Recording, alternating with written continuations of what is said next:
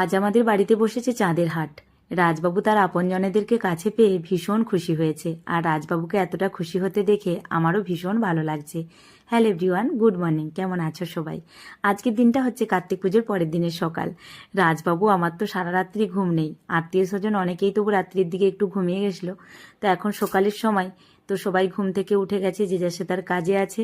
তো অনেক আমাদের বাড়িতে ফল মিষ্টি এসেছে, এগুলো তো অল্প, সব ফ্রিজে ধরছে না, নিচের রুমেও অনেক রাখা আছে। দেখি আত্মীয় স্বজনদেরকে সব দিয়ে দেবো, এতগুলো তো বাড়িতে রাখলে হবে না। আমি এখন স্নান টান করে রেডি হয়ে গেছি।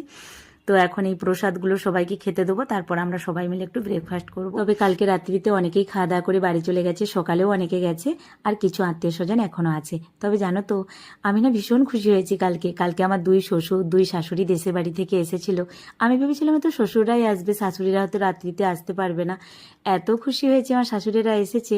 আর এটা আমার ছোট নাতনি, মানে বড় ভাগনার ছোট মেয়ে, আমাকে ডাকছিল ঠাকুন ঠাকুন, আবার রাজবাবুকে ডাকে দাদু দাদু। সত্যি এই কথাগুলো শুনলে না মনটা ভরে যায়। তবে জানো তো, রাজবাবু না তার আপনজনেদেরকে কাছে পেয়ে এতদিন পর ভীষণ খুশি হয়েছে। তবে জানো তো, আজকে সারাদিনে এত গল্প করেছি, সেভাবে ভিডিও শুট করা হয় না। দুপুরে খাওয়া দাওয়ার পর এই যে একটা রুমে আমাদের এসি লাগানো আছে, এই রুমটাতে আমরা উপর নিচে করে সবাই গল্প করছিলাম, এত মজা আসছিল।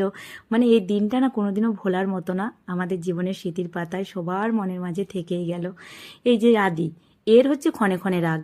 সানা দিদির ওপর কি রাগ করে অন্য রুমে এসে এখন শুয়ে আছে, সানা দিদির সাথে কথা বলবে না কেন, সানা দিদি ওর সাথে খেলে না।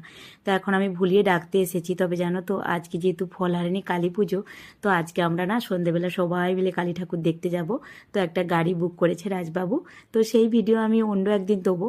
আসলে কি বলতো, সব ভিডিও এডিট করার সময় করতে পারছি না, যে কারণে আমি ওই একটা করেই ভিডিও শেয়ার করছি। নাহলে তো তোমাদের সাথে দিনে দুটো করে ভিডিও শেয়ার করলে এখন হয়।